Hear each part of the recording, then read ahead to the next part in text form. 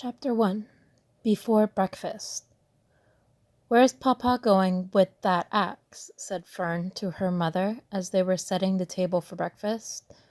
"Out to the hog house," replied Mrs. Arabelle. "Some pigs were born last night." "I don't see why he needs an axe," continued Fern, who was only 8. "Well," said her mother, "one of the pigs is a runt. It's very small and weak and will never amount to anything, so your father has decided to do away with it." "Do away with it!" shrieked Fern. "You mean kill it, just because it's smaller than the others?" Mrs. Arabelle put a pitcher of cream on the table. "Don't yell, Fern," she said. "Your father is right. The pig would probably die anyways." Fern pushed a chair out of the way and ran outdoors. The grass was wet and the earth smelled of springtime. Fern's sneakers were sopping by the time she caught up with her father. "Please don't kill it," she sobbed. "It's unfair." Mr. Arabelle stopped walking. "Fern," he said gently, "you will have to learn to control yourself." "Control myself," yelled Fern. "This is a matter of life and death." "You talk about controlling myself?" Tears ran down her cheeks as she took hold of the axe and tried to pull it out of her father's hand. "Fern," said Mr. Arabelle, "I know more about raising a litter of pigs than you do. A weakling makes trouble. Now run along." "But it's unfair," cried Fern. "The pig couldn't help being born small, could it? If I had been very small at birth, would you have killed me?" Mr. Arabelle smiled. "Certainly not," he said, looking down at his daughter with love. "But this is different. A little girl is one thing. A little runty pig is another." "I see no difference," replied Fern, still hanging on to the axe. "This is the most terrible case of injustice I ever heard of." A queer look came over John Arabelle's face. He seemed almost ready to cry himself. "All right," he said. "You go back to the house, and I will bring the runt when I come in. I'll let you start it on a bottle like a baby. Then you'll see what trouble a pig can be." Mr. Arabelle returned to the house half an hour later. He carried a carton under his arm. Fern was upstairs changing her sneakers.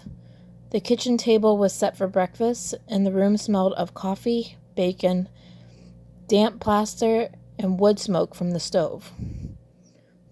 "Put it on her chair," said Mrs. Arabelle. Mr. Arabelle put the carton down in Fern's place. Then he walked to the sink and washed his hands and dried them on the roller towel. Fern came slowly down the stairs. Her eyes were red from crying. As she approached her chair, the curtain wobbled and there was a scratching noise. Fern looked at her father. Then she lifted the lid of the curtain. There inside, looking up at her, was a newborn pig. It was a white one. The morning light shone through its ears, turning them pink. "He's yours," said Mr. Arabelle, "saved from an untimely death. And may the good Lord forgive me for this foolishness." Fern couldn't take her eyes off the tiny pig. "Oh," she whispered. "Oh, look at him. He's absolutely perfect." She closed the curtain carefully. First she kissed her father, then she kissed her mother. Then she opened the lid again, lifted the pig out, and held it against her cheek. At this moment, her brother Avery came into the room. Avery was 10. He was heavily armed, an air rifle in one hand, a wooden dagger in the other. "What's that?" he demanded. "What's Fern got?" "She's got a guest for breakfast," said Mrs. Arabelle. "Wash your hands and face, Avery." "Let's see it," said Avery, sitting his gun down. "You call that miserable thing a pig?" That's a fine specimen of a pig. It's no bigger than a white rat. Wash up and eat your breakfast, Avery, said his mother. The school bus will be along in half an hour. Can I have a pig too, Pop? Said Avery. No, I only distribute pigs to early risers, said Mr. Arabelle. Fern was up at daylight, trying to rid the world of injustice. As a result, she now has a pig. A small one, to be sure, but nevertheless a pig. It just shows what can happen if a person gets out of bed promptly. Let's eat. But Fern couldn't eat until her pig had a drink of milk. Mrs. Arabelle found a baby's nursing bottle and a rubber nipple. She poured warm milk into the bottle, fitted the nipple over the top, and handed it to Fern. Give him his breakfast, she said.